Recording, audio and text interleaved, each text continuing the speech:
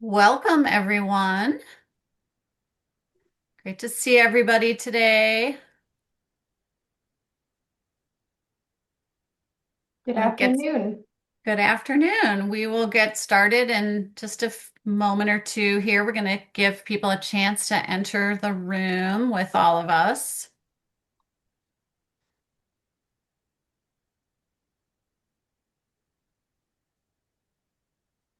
Joan, I'll figure out how to get my AI out. Okay. Thank you, Gloria. You're It welcome. it really is your constant companion. It is. Great to see everyone today. We had such beautiful spring weather here in Kalamazoo this morning. Now it's starting to trend towards the cloudy rain is coming our way, but hopefully others of you saw some spring, a breath of spring fresh air, or maybe a little snow melting somewhere else, depending on where you're from. We've been all rain up in Traverse City area, but I'm really Mhm. happy about it because it's melting all the rain or melting all the snow rather. That's Yes. happening here, and very happy to see brown ground and not Woo! snow. It's nothing like being able to smell dirt for me. I'm a Yeah, gardener, so when I can walk outside and you can smell yeah. the soil, it's like, oh yeah, we made it, We got through some dark times. All right, I think we're going to go ahead and I'll ask for us to go to the next slide. Um, we really have quite a lot of folks that are helping to share their experiences and stories and expertise with us today. We're super excited to be featuring Region 2. We have Mary Manor, who is a regional coalition member, and we have Jessica and Blair here with us, and they are parent leaders that are working with the coalition in Region 2, and they'll be sharing their expertise and their experiences with all of us. We have our partner Pulse here today. Pulse is here as a statewide organization. Pulse, one of the things that Pulse does is the regional coalition work, but Pulse also does other work and is stepping into some new work with MyLeap and MEDC, which they'll be sharing with all of you here today. And we're super excited to be able to have our great partners Pulse here with us today. And then I'll introduce myself to all of you. I'm Joan Blau. I'm the Vice President for Innovation and Evaluation. And I'm going to be sort of the moderator today, and others will introduce themselves as they have a chance to speak. So we can go to the next slide. So, what are we planning to do today? We're sort of in that, welcome. We're doing some brief introductions. We're going to be talking about parent leadership and parent engagement, two very important and co-related pieces of work. Parent leadership work is really about the parent members of your coalition and the leadership role they play as members and how we can support that. And parent engagement is really about the work that's being done with parent members and others to understand the childcare needs of parents who live in your counties, municipalities, towns, and communities throughout your region. So both things matter. They're interrelated. They're both important. And the National Center is here today to share some of that. Aaron will also be giving us a taste a little bit. As you know, we always like to say, like, what does the research say? What is the work we've been doing with our evaluation say? And what are you all doing? So we've got some things to share with that. Then we'll hear from our Region 2 colleagues. There's going to be opportunity, of course, for breakout discussions. Then Pulse's statewide, state level work will be shared by Kathy and Maria, and they're going to be talking about the upcoming Child Care Champions event, which is an annual event here in Michigan that's co-sponsored by MyLeap ECIC, and we work in partnership with Pulse to do that event for employers. And then we will close out. Next slide.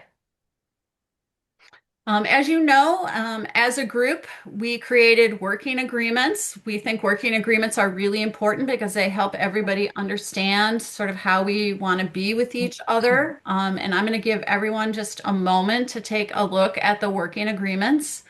And if you have any other agreements that you'd like to suggest that would be important today, please feel free to come off mute or put those in the chat, and we're happy to add those.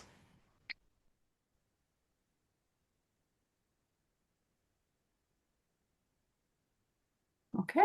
Hearing no additions, I'm going to turn it over to Liv. Yes, hi, good afternoon, everybody. Just a reminder, I'm Liv. I'm the program manager for the Regional Child Care Coalitions.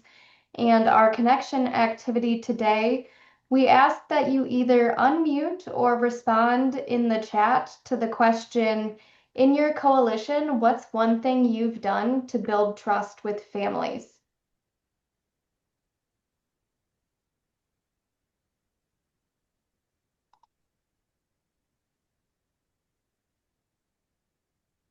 We'll give everyone a moment to think and to share.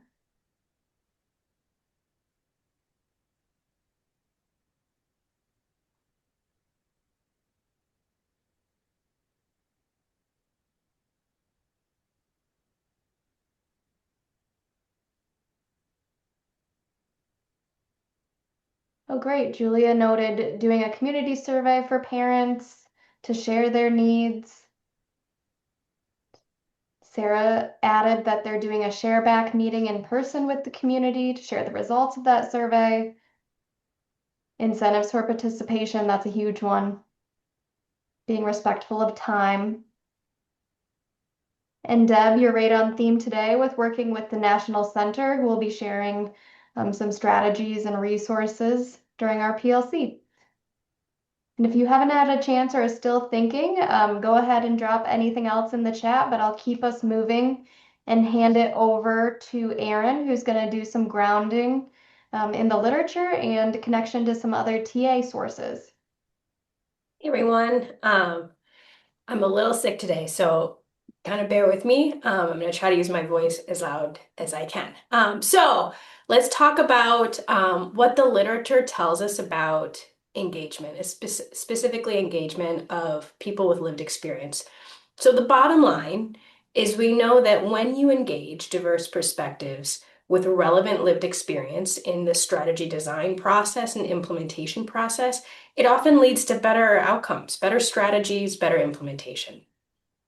And note that lived experience in this case can represent a lot of perspectives, parents, childcare providers, business owners, businesses even.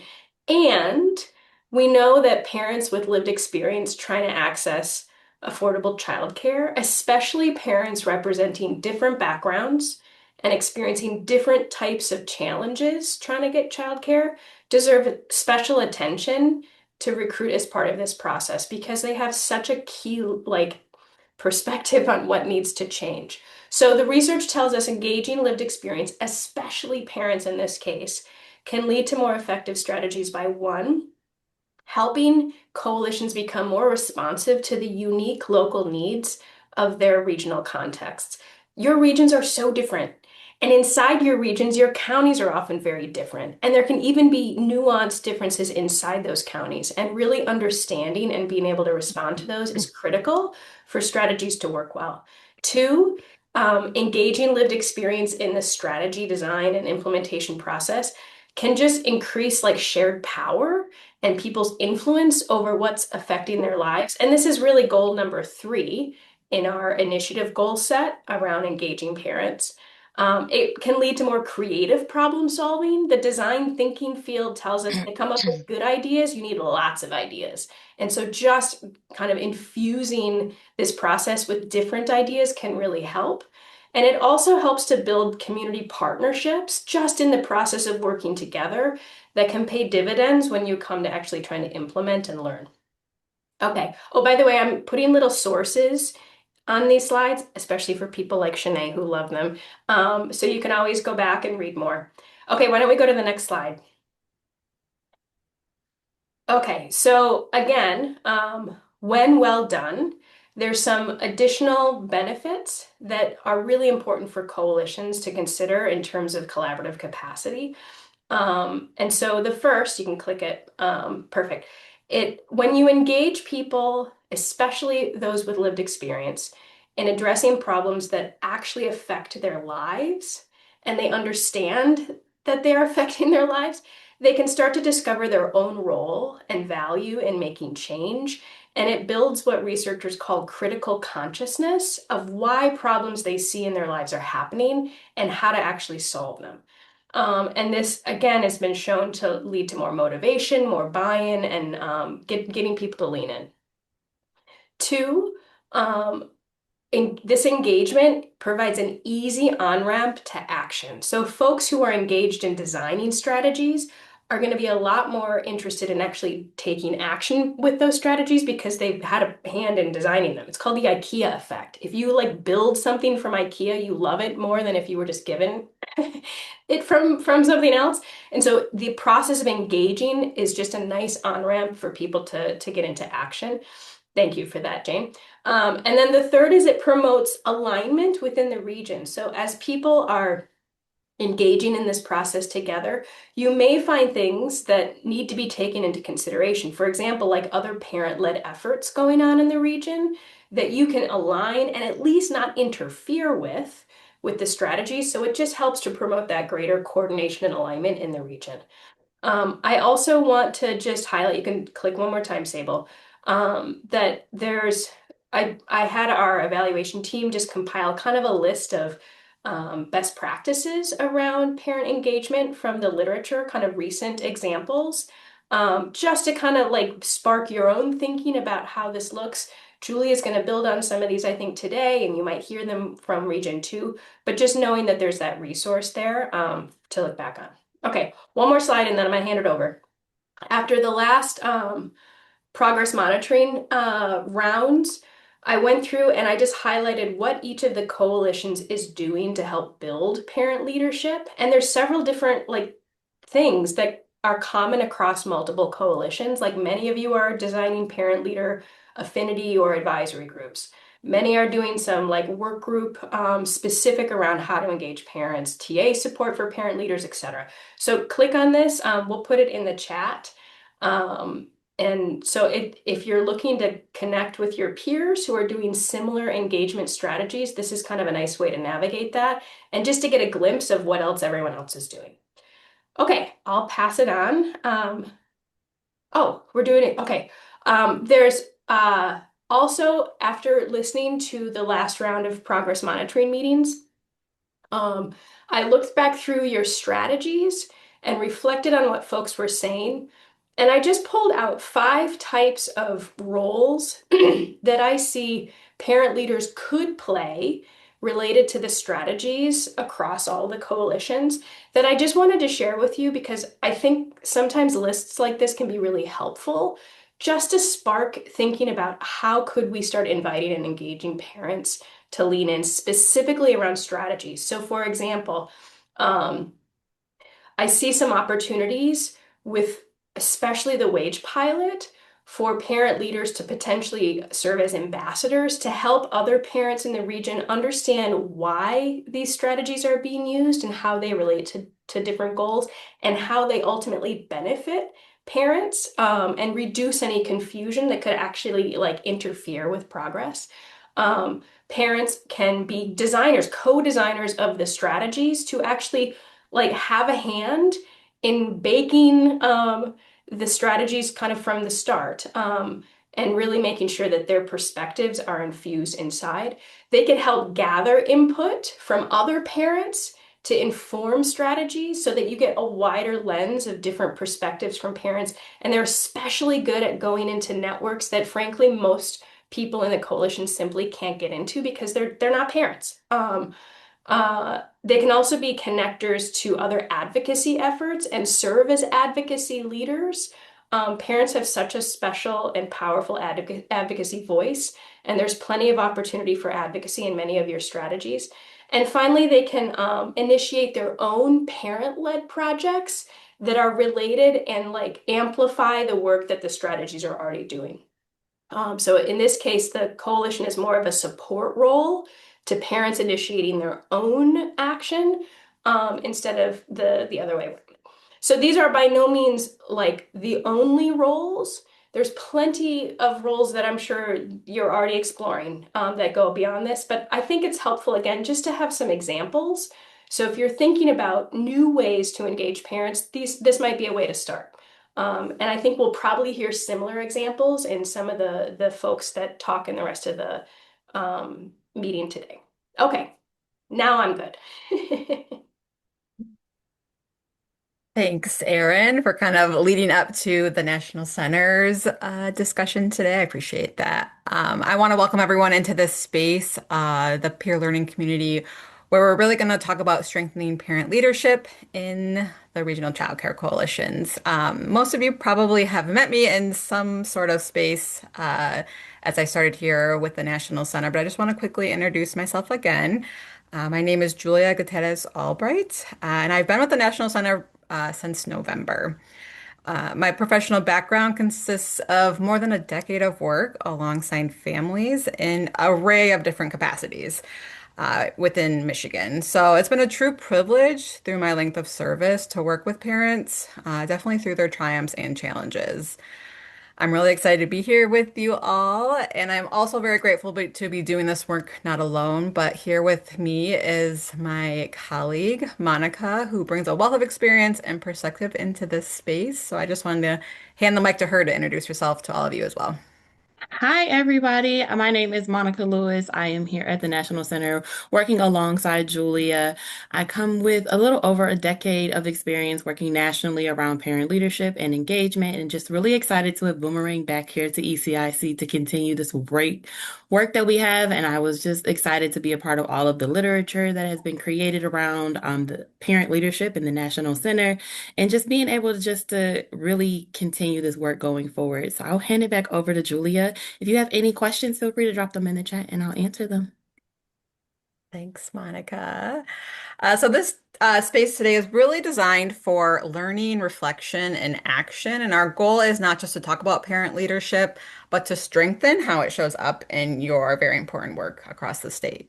So Jane, we can hit the next slide, please. So why are we talking about parent leadership? What's the point here? So it's the because or the why is because families really make coalitions stronger and they help make decisions. And it's more than just about attending meetings.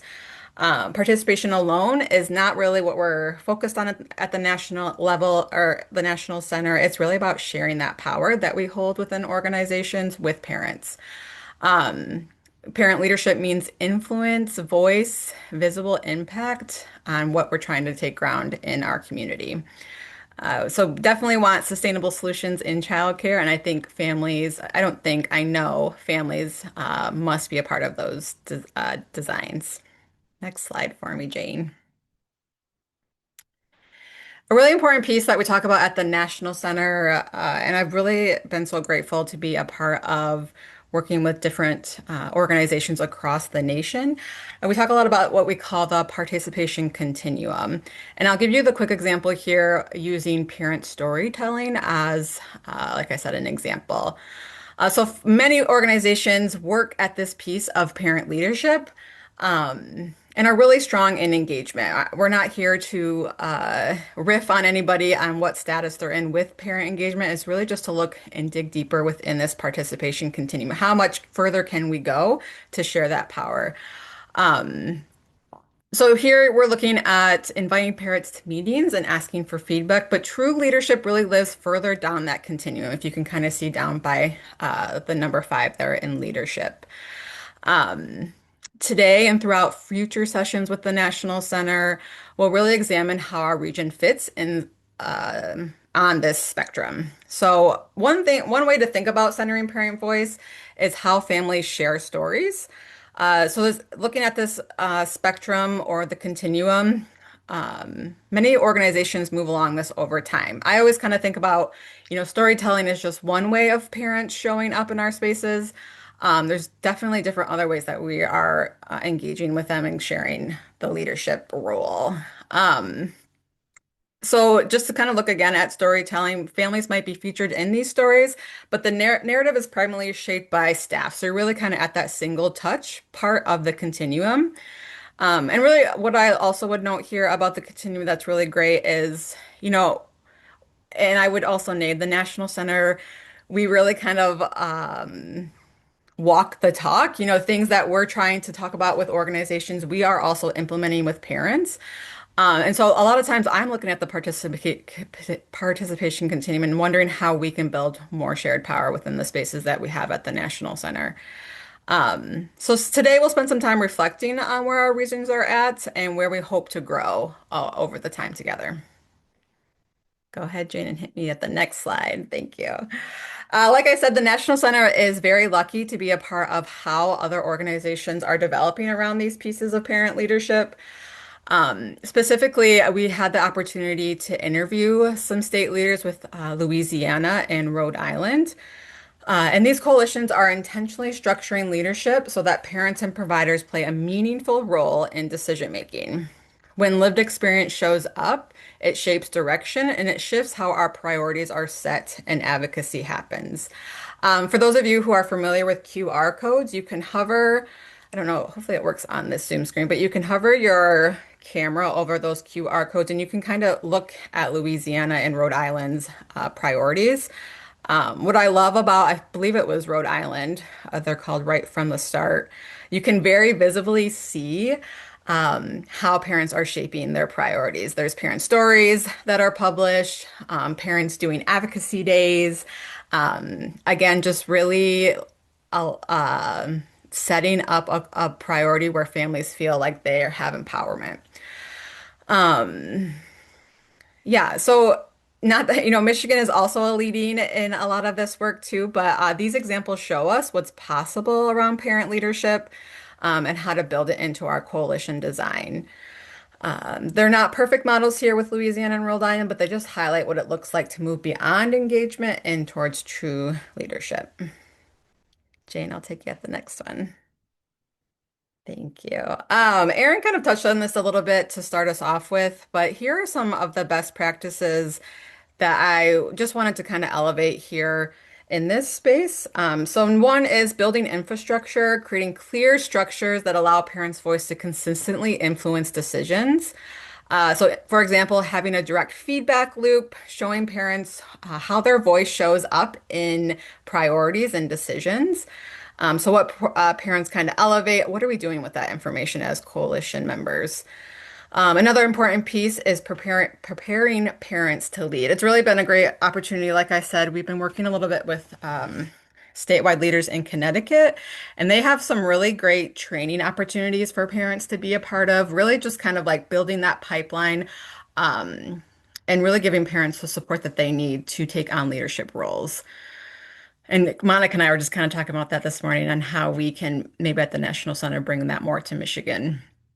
Parents also enjoy, I think that we've talked about, I have the privilege to be in spaces with parent leaders and they enjoy those roles, kind of what Erin was talking about. They have wonderful skills that can be brought into the coalition and how do we partner with them on that? So, there was I think it was in Region 2 actually, and I'm happy that they'll kind of highlight this more, but parents as kind of like natural recruiters, they are often at spaces where other parents are raising young kids, such as like McDonald's. And even if they can't come to a coalition meeting, people who like frequently or you like run into as other parents, maybe they can provide insight. Maybe that parent leader that you have in your coalition is asking other parents how they feel childcare is going in their area. And the other really important piece I think we all talk about very often is that sustainability piece or sustainability infrastructure within our organization. A true pillar I know we all can probably relate to is hiring staff dedicated to parent leadership at a livable wage. So Payment is huge, I think, for parents. And what comes up a lot when parents are talking is not that payment is why they show up. It's just really a piece of like us thanking them for the time that they're giving us. So, all right, Jane, I think I'm ready. Thank you. Okay, so we're going to shift a little bit here. We're going to explore a few different parent leadership actions. I come to speaking pieces, for instance, today at this PLC. What are some tangible things that people can maybe walk away? I once heard a trainer say, if you can walk away with two tangible things from a training, that's something to kind of strive for. So I want to share a couple of things that I think are kind of easy integrated pieces that revolve around parent leadership and hopefully can kind of take root, within the next hours, days, weeks, and months. So these three actions that we're going to talk about are how we can center parent and family voice around childcare, um, parent leadership pipelines, and then feedback loops, what we heard and what we did. So we'll go ahead and kick off to the next or the first action here, which is family stories. Um, I just want to take a few minutes to talk about how we can center family voice through something just really simple but powerful, such as family stories. So, what this kind of looks like is a 3 to 5 minute story that parents can share. And what I really love about this action is that it centers the work. So, for example, whenever you're meeting with partners or community members within your region, having a parent share a story of what's really happening in real time at those meetings so that everyone can kind of hear and center how to make decisions that actually benefit families. Um, why this matters, it keeps our focus on families, builds real parent leadership, and helps ensure that we're doing the work in the coalition that's actually informed by lived experience. And to make this work, we want to be intentional. This is one of those like infrastructure pieces to consider. So it means inviting parents in, asking them what kind of stories they feel comfortable sharing, maybe even having parents kind of take turns sharing voices. So not um, having families who can kind of rotate and share their stories with all of us. So next slide, please, Jane. The next action here, really quickly, is what we call the parent leadership pipeline in the National Center. Um, so, like the story of, the story of the last action that we were just talking about, this is thinking more long term about building parent leadership. So, this is what we call the pipeline. Like I said, the goal here is to move behind one-time engagement and really build sustainable, ongoing involvement with families. What this looks like in practice is just creating opportunities for parents to stay connected and grow over time. This might include parent advisory groups, which I know a lot of regions are talking about, offering trainings for parent leaders. Although I would caveat that, like, who in the states kind of leading that work so that we don't always have to recreate the wheel. Um, and then parents, you kind of like set this up as how parents want to interface with you and their comfort level. This matters because it helps us move away from what can sometimes feel like a one-time or token participation from parents. Instead, we're building diverse groups of parent leaders who consistently involve in helping ground this work. Um, I want to pause really quickly. I feel like I've been saying a lot of words, but feel free, I'm the type of person in these trainings to feel free to come off mute. If you have things that are coming up to mind, please place them in the chat. I'll keep this rolling though if there is none. So just to kind of wrap this up, this is really just about shifting from asking how do we get parents to show up to how do we build leadership and partnership with parents over time. So really that pipeline development. All right, heading into our last action, which we call feedback loops at the National Center. A feedback loop is it's simple, but it's a powerful way to show families that what they're telling us does matter. So it answers the question, you shared this, and so what happened next? What did we do with those thoughts? This is a clear format. I don't know. I know in one of some of the meetings that I'm leading with parents, just at the top of the agenda, we kind of note what parents had brought up and what have we been able to do as an organization to shift those outcomes that parents have brought up to talk about. This really matters because it starts to build that trust piece. I love Liv when she kind of brought up earlier, what is it that keeps parents coming back to this work and building that trust together? And really, I think a key highlight here is it builds transparency. Um, Super simple, kind of something, again, that you can hopefully take ground in or root in tomorrow. So before we kind of move on after these actions, just those couple of three actions that I wanted to share with you, we are going to go into breakout rooms to discuss these a little bit further so you have time to talk to colleagues and how they're kind of relating to these actions or what are they kind of doing to build that trust with families. But before we do that, Jane, I'll have you shift to the next slide for me. Before we do move into our breakout rooms, I really have the honor and the great opportunity to share what's happening in Region 2 around their parent leadership work.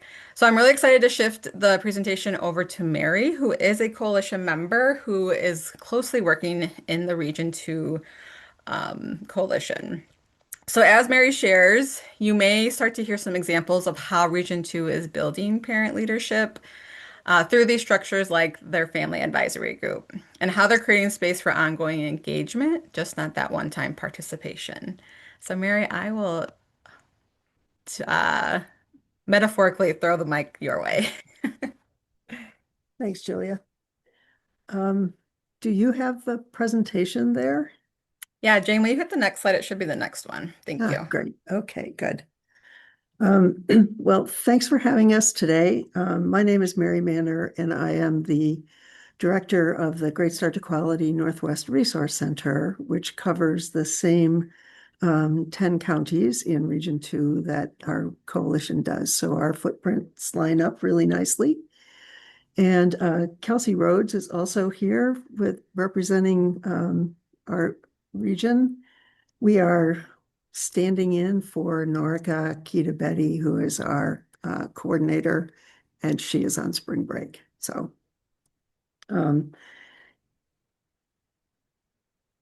Norica created this graphic for us to kind of illustrate how we are structured. So there is a core team, which is made up of the lead, the RCC leads, and then representatives from the advisories, the work groups, and other stakeholders as appropriate who want to join us.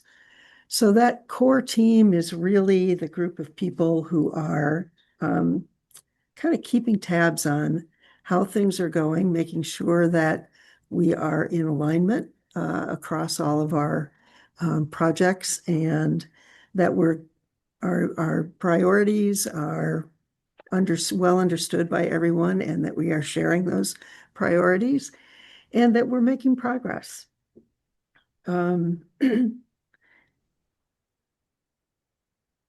As a member of that core team, I have to say that it's tremendous to be working with the people who attend because we have parents on that core team.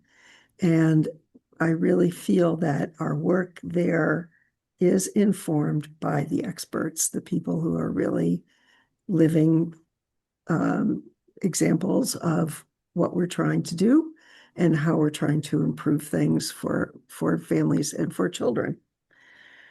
So advisory groups, as you mentioned, we are just initiating a family advisory group. They met for the first time this month, and we'll talk a little bit more about them. There is a child care provider advisory group and an employer advisory group, and these advisory groups are made up of those people who hold those roles in our community. And without them, we would never have the critical insight that we get from actually talking to people who are struggling with the challenges and enjoying the successes. Then there are our work groups. Each work group is led by someone. It could be a core team member, it could be an advisory team member, or it could be a member of the community. And these are really the boots on the ground, getting the work done, creating tangible outcomes. Finally, there is a funder circle, and this is a group of funders who support the work. They come together on an ad hoc basis. They may or may not be participating at any one time on the core team or in some of the work groups or advisories, but they are the people who are giving us support in thinking about additional resources to carry out our work. So that's our structure. Let's go to the next slide. So this is what I'm really interested in talking about, and this is the overall family engagement strategy. I think we as a region in many of our initiatives, we have been committed to not just bringing parent voice into our work, but in true parent leadership of the work. And so this is something that's just beginning in our coalition.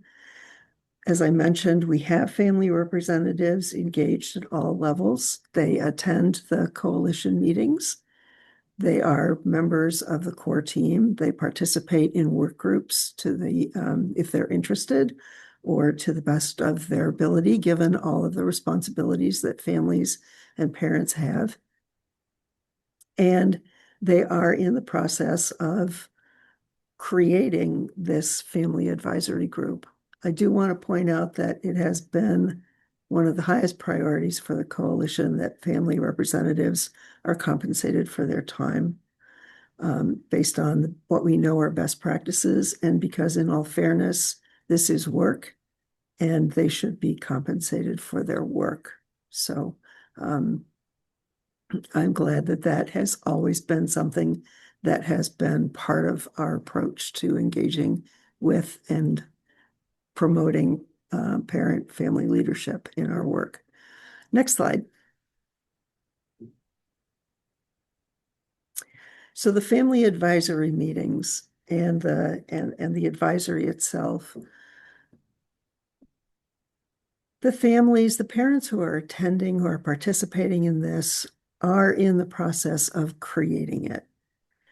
This was not an idea that was proposed and outlined and see where you slot yourself in. This is a need that our coalition has identified, that we need authentic participation, authentic voice, and authentic leadership from the families in our communities. So this work is just launching, and I'm excited that two of our members are here, and I think we'll be speaking about their work a little bit later. At any rate, we have 6 parents from 5 of the counties in our 10-county region. 2 of them were with us during the coalition planning work.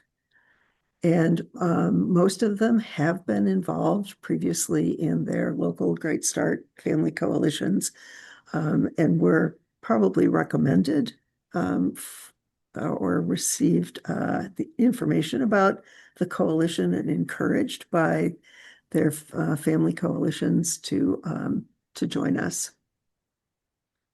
As Julia mentioned, they're great connectors because they are talking to their neighbors, to their coworkers, to their family members, in all the places that families are. And that's something that just cannot happen without really empowering people to know that they have leadership in the organization of the work, and that they are holding us accountable for that.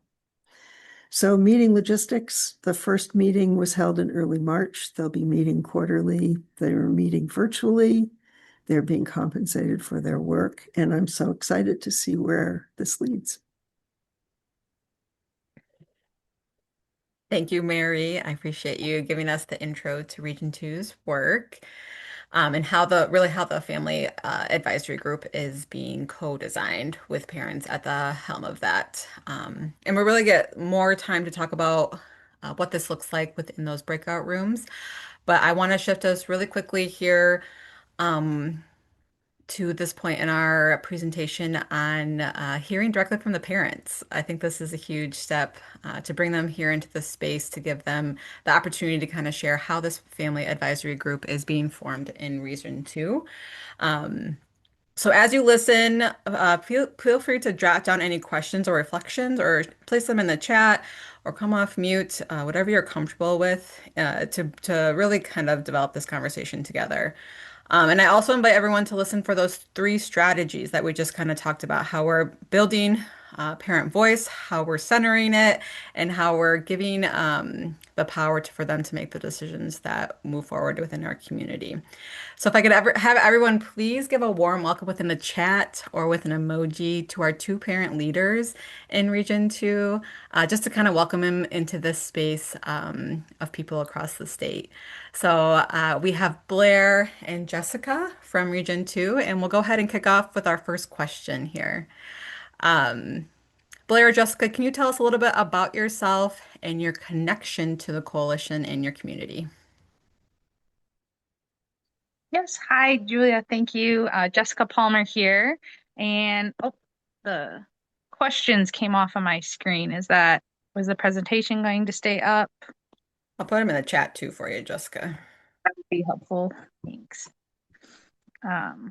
But I am a mom of 3 kiddos, ages 3, 5, and 7. I live in Manistee County. By trade, I'm a business analyst and have a background in process engineering. So continuous improvement and being part of a coalition such as this, it's going to make real change, not just like at a job, but on a life scale is exciting to me. It's kind of just how it's a passion of mine, and something that what makes me to keep coming back to this work, because I started during the planning phase. So it's been 2 or 3 years now, is just wanting to be, I'd say, like a villager. And we always talk about creating a village, but if you don't come to be a villager, that it can feel isolating, like, where's my village? Why aren't they showing up? And so I decided that this is a way for me to show up in my village, in my community. And whenever I'm talking in those spaces, like that was mentioned, that only parents may be, I'm always speaking to my neighbors, to my peers, with fellow children, and like what my personal experience is, and giving them suggestions and, links to resources and things and how they can get involved and also make real change in our community, to improve childcare. It's a big issue, especially in the rural areas here of Region 2. So as a parent, what would I love to see happen next with the parent involved in the coalitions? I really want to continue that feedback loop, right? So those solutions that are coming out and being brought forward, to have that extended back to the parents, to sort of be as a sounding board of, to give our open and honest opinion on what that looks like for us as parents. Like, there may be some solutions that come out that we may not see the short-term or long-term solution right up front, and think, oh, that might not benefit me, or, that's not making cheaper childcare or more childcare. But it could just be an opportunity for parents to maybe see the value in those solutions, and make sure that there's compromise, and that our voice is heard, so that those solutions can serve not just the providers, and making that obviously like they're the ones providing the childcare, but as parents, it does need to meet our needs at the end of the day. So I'm really excited to see that happening with this effort, and then the opportunities to be a leader in my community. So that's exciting for me. What might make it hard for parents to participate? Just time is hard as a busy parent, especially with little kids, and you already have limited childcare. Like right now, I had to recruit my husband just to for this meeting to make sure that the kiddo was out of my hair, so I can focus on this. So those are just common challenges to participating in anything outside of just your regular work and regular life. So um, and from my perspective as a parent, what did the coalition do to involve parents and what made that approach work for families? That offering multiple times to meet. So like you may like propose like a Wednesday, but then half the group, it's better for them on a Thursday, or AM versus PM, virtual and in person, uh, giving out surveys, being able to give responses to certain questions that they may have needed to gather data via email. Those are good ways that helped involve parents so far. So I'll give Blair a chance now to answer some of the questions. Hello, my name is Blair, and I am from Emmett County, and I have four kids, ages 12, 10, 9, and 8. And my connection to the coalition um is that I was brought on through my Great Start Collaborative. And I also play other or have other roles as a parent leader in my community as well. I also sit on for Think Babies Michigan, and I am a board member for NMCAA, which I got involved through Policy Council for preschool. So that's my experience. What makes me keep coming back to this important work?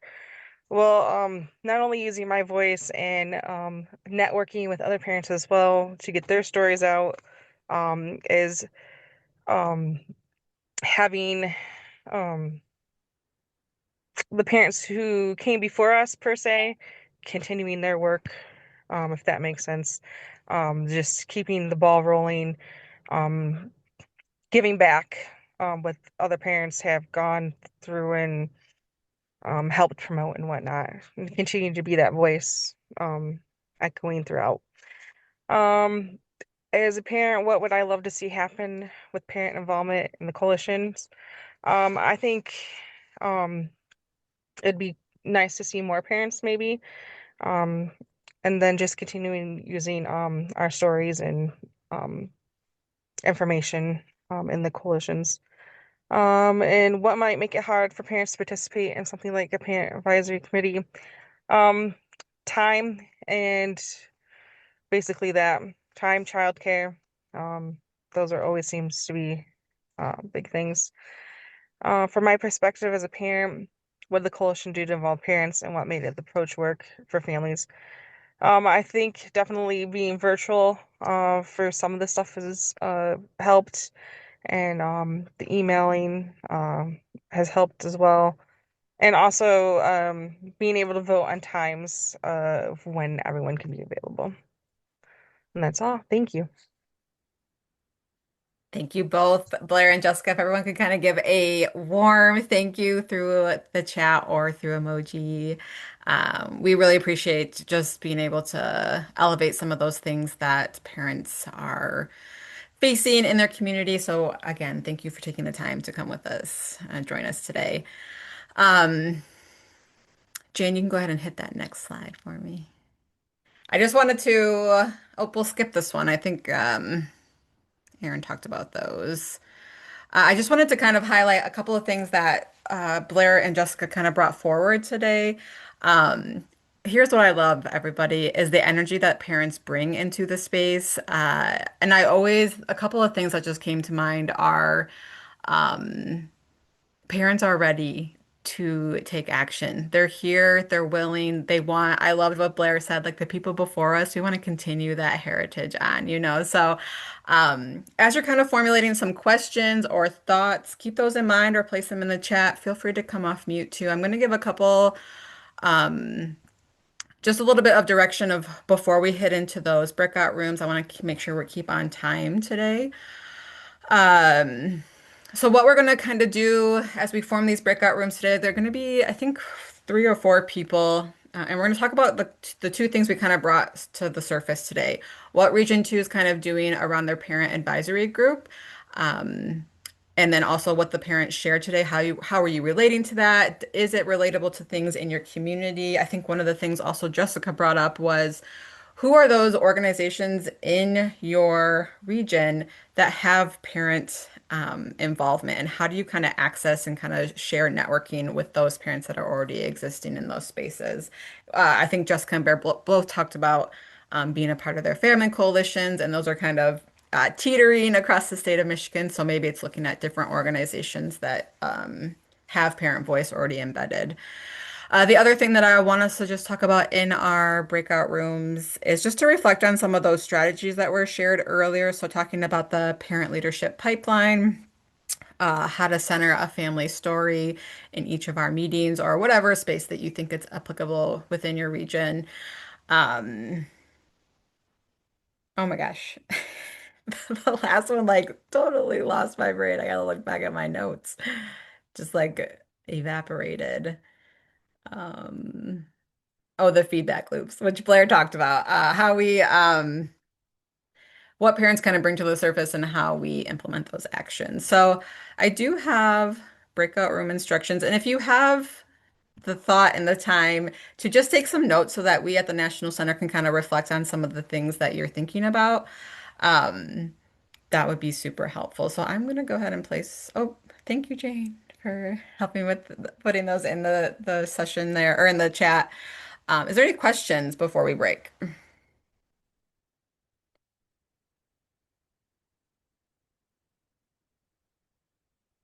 And also, there's no pressure to go through every question. If you just want to read through a couple of them and see, what kind of thoughts are pressing, and focus on that one question, it's up to you. All right, whoever, I believe it's Sable, if you wouldn't mind opening the breakout rooms for people. And then there will to the main room, Shanae. All right, as people are kind of funneling back, I just wanted to give a couple of minutes to any debrief. Anybody want to share some profound thoughts or wonderings that came up in the breakout rooms? I want to lift up that when Jessica said I wanted to figure out how to be a villager, hit me profoundly. And so I shared that in our small breakout. Like, I think that's just a really incredible way for us to talk about the what and the why. So thank you very much for lending your voice today. Yeah, Jessica really hit it on the head of being a part of the community and the action, lifting up the actions. Thanks, Kathy. Anybody else feel comfortable to come off mute? One of the things that I heard in my breakout was how much people appreciated the slide that had the different roles on it. And that was very inspiring and helpful to folks to see that, and even maybe prompted some more brainstorming of like what else besides this. So that was super helpful for folks to see that. We also had a sharing of another technique. Kathy, I don't know if you want to say anything about the photo voice really quick, because I do think that's pretty cool stuff. Yeah, when we talk about engaging families and getting their voice into the room, it doesn't always have to be getting them in front of a mic or in front of a group, especially if they're uncomfortable with that. But photo voice is something we've used in our community a few different ways. There you go, Erin. And we just used it this past weekend with our childcare workers at an event, and it was really powerful when you give them a prompt about if you wanted to tell one of your elected officials what it's a day in your life is like as a childcare worker, what would you want to show them? And that was the prompt we used for this last one. And their photos and their stories on there were really powerful. So we're going to use those in our summit this summer. But I was just mentioning it's a really good way to engage families, to get their voice into rooms where they may not be, or they may not just be in the front of the room, right? And so happy to share. But if you Google photo voice, if you're not familiar with it, there are plenty of how-to guides out there. And it's pretty simple now that everybody's got an iPhone. I love that diverse way of including family voice. Thanks, Kathy, for elevating that.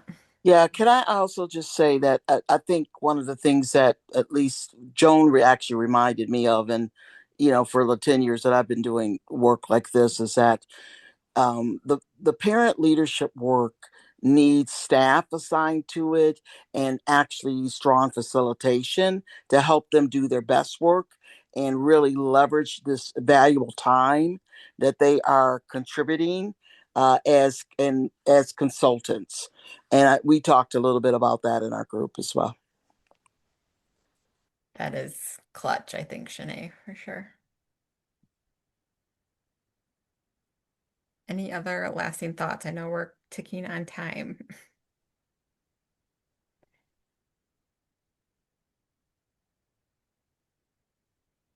If you didn't quite get the space here to share, feel free to put it in the chat. I think people still relate to things that are happening in the chat as well. Just to kind of wrap us up and shift us to a different segment today, I just wanted to say that while being in this work with you starting back in November, it's been a true privilege. I've learned a lot and really happy to be able to share what's kind of happening throughout the state around this parent leadership piece as we continue to get it right. I just wanted to kind of give a couple of things that are happening with the National Center that you might be interested in. We do what's called Turn the Table office hours.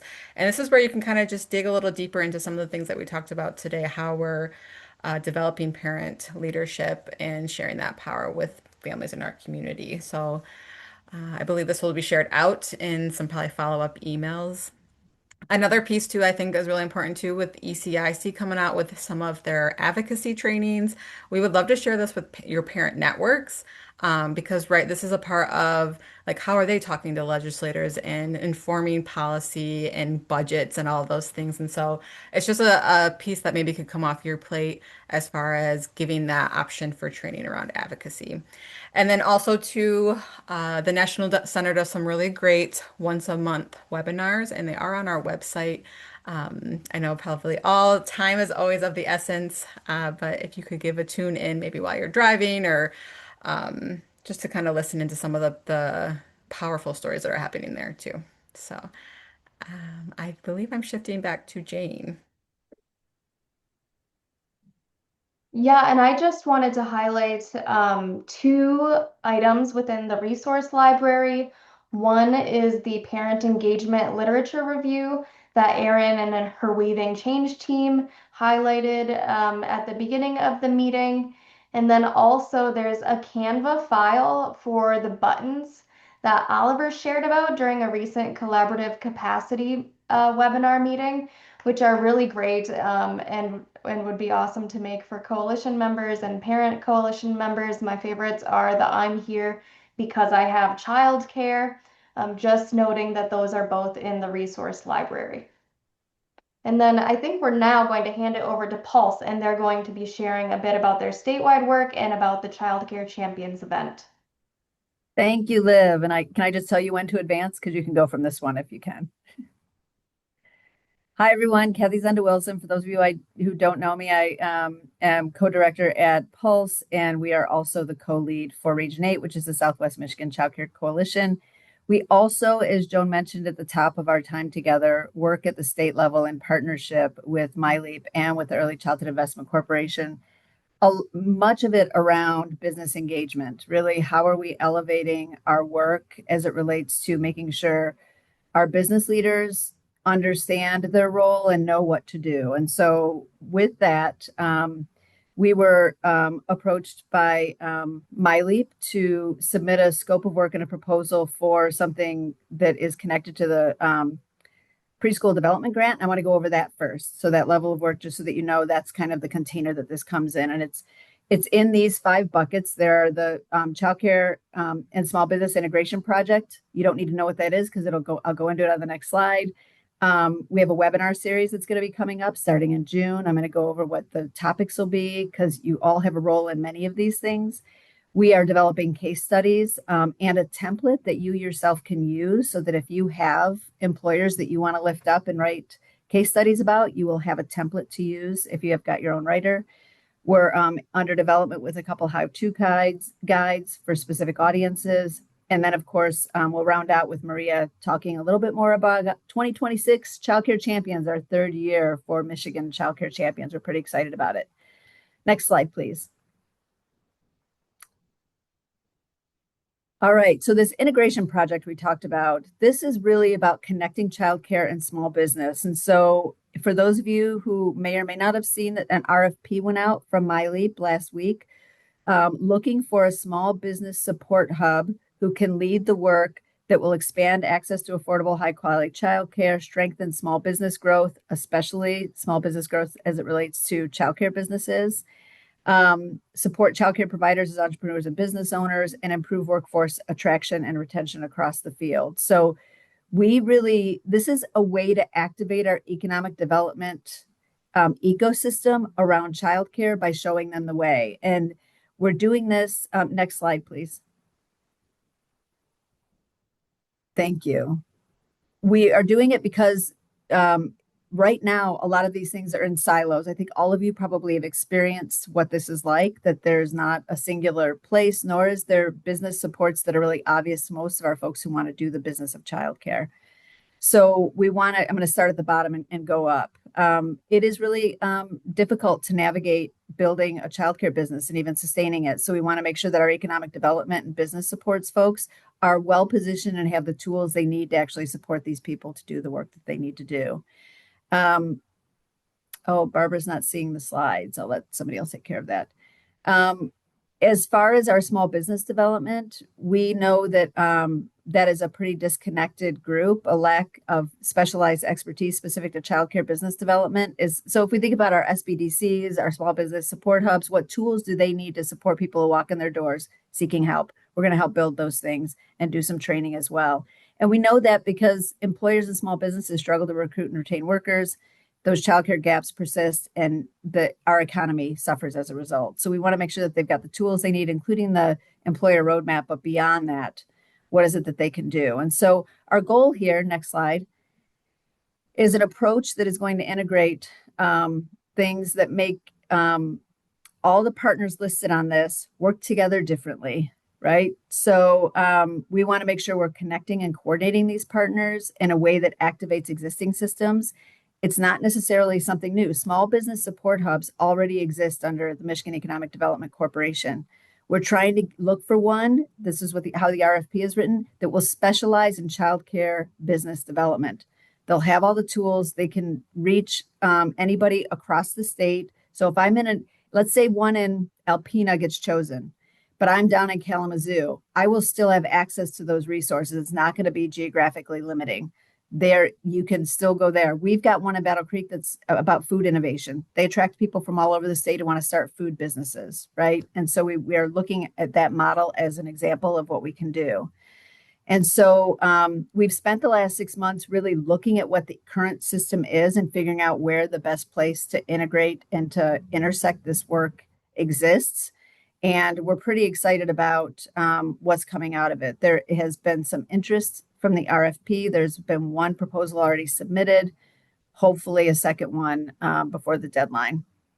And the roles you're going to be playing. Yes, Joan, thank you for lifting that up. Next slide. Thank you.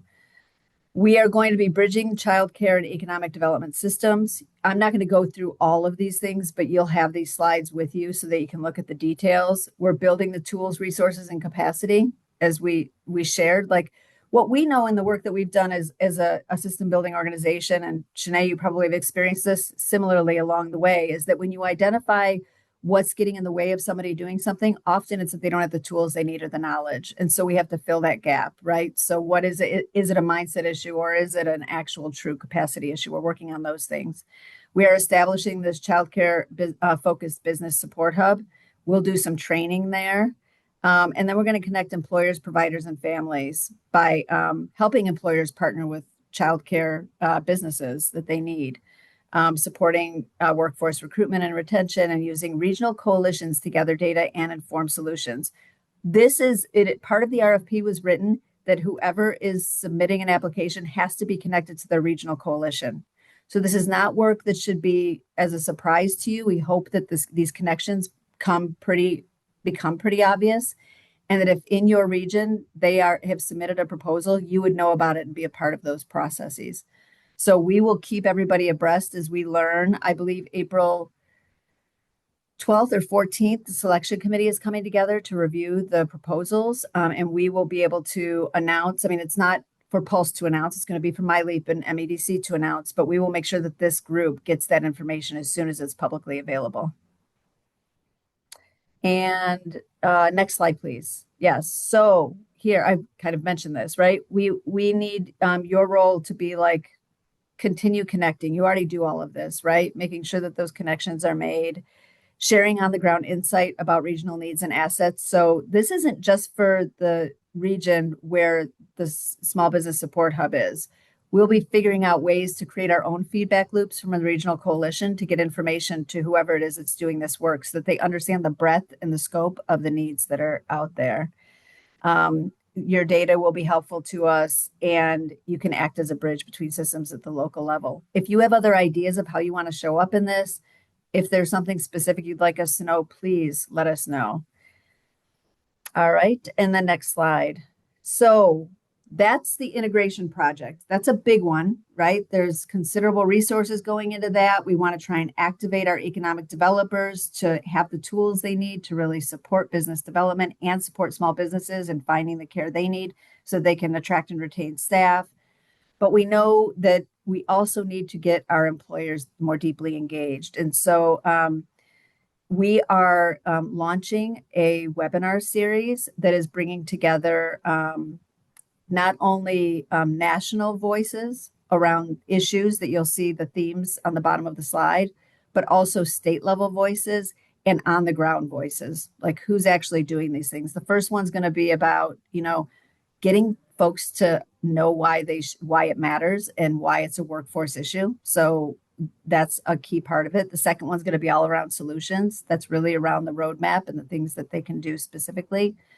The third one is the one that really kind of drove our desire to do this, which is around financing. And employers, that's a big part. They need to know what they can do and what tax incentives are there for both themselves as well as their employees. And so then this ecosystem leadership, we want to show clear examples of how employers can show up as advocates as well, and not just as participants in regional coalitions. Our audience for this is going to be our champions, our chambers of commerce, our coalitions. We want you all there, and our economic developers. And I know we're running short on time. We've got dates. Be on the lookout for these because we need you to help us promote these. We want all of your employers to participate in these. They're going to be recorded. So if they are not even available to attend those dates, they can get to them. And we want you to share them as broadly as possible. And that leads us to the big grand finale of what we're going to be doing. How-to guides I could share later, Joan, what those are. I think we'll get those just distributed and our case studies to folks as well, because that's the next one. I think in spirit of time here, I know we want to get to the Child Care Champions announcements. So Maria. Great, thanks, Kathy. Maria Ortiz-Borden, the other director of Pulse at the W.E. Upjohn Institute. And I want to make sure that you all have this date put on your calendar. Please hold it. It will be in East Lansing, September 24th. This is, as Kathy said, our third annual Child Care Champions event. And when you start an event, we live by the model, you just start it and it will grow, it'll get better, it'll continue to improve. And so we want to hear from you what your thoughts are for those of you that have attended this event, and get your feedback. And also, so I'm going to stick this survey in, so you got two surveys. But one survey around sort of what the Child Care Champions event has been to you, what you've taken from it, how you would like to see it improve this year. And even there's a place where you could say, I want to participate in the planning of this event. We'd love to have you a part of that as well. So we'll make sure that this survey goes out in the follow-up email. But again, we'd really like to hear from you and making this event even better than the last two events. I think it's 3:30. Yes, and I get the pleasure of saying, please join me in thanking all of our wonderful presenters today. I know, I think people really felt some resonance with our topics. The slides are here. Please use them as a resource. please do fill out the 2 surveys that were dropped in the chat. And then a big reminder, we've got another Moving People to Adaptive Action webinar, April 10th. We'd love to see more regions join and more work group leads be a part of it. Thank you so much to everyone. Take care, and we'll see you soon. Thanks.